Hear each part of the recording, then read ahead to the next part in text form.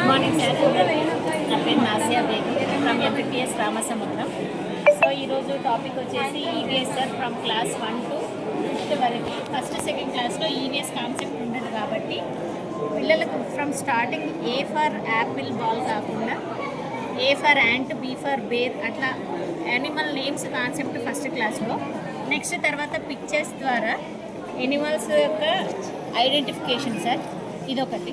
Next దీన్ని కంటిన్యూషన్గా పిల్లలు సెకండ్ క్లాస్కి ఎంటర్ అయిన తర్వాత ఏవి వైల్డ్ యానిమల్స్, ఏవి పెట్ యానిమల్స్ అని సపరేట్ చేస్తారు. ఇక్కడ వైల్డ్, ఇక్కడ పెట్ అనేది సపరేట్ చేస్తారు. ఇది second class. Coming to third క్లాస్లో పిల్లలు వాట్ ప్లాంట్ గివ్స్, మనకి చెట్లు ఏమేమి ఇస్తాయి అనేది ఒక కాన్సెప్ట్. దీనివల్ల మనకు చెట్ల నుంచి ఏమేమి లభిస్తుంది అనేది నేర్చుకుంటారు. తర్వాత క్లాస్ పెరుగుతున్న కొద్దీ థర్డ్ క్లాస్కి వచ్చిన తర్వాత థర్డ్, ఫోర్త్, ఫిఫ్త్లో అడవులు, ఫారెస్ట్ ఉంటే ఎట్లుంటుంది, మనం చెట్లను నరికివేయడం వల్ల జరిగే నష్టాలు, బయోడైవర్సిటీ ఫారెస్ట్లో ఉండేది. తర్వాత ఫారెస్ట్లో ఉండే కొన్ని ట్రైబ్స్ గురించి, వాళ్ళ లివింగ్ లైఫ్ స్టైల్ గురించి ఈ కాన్సెప్ట్ సార్.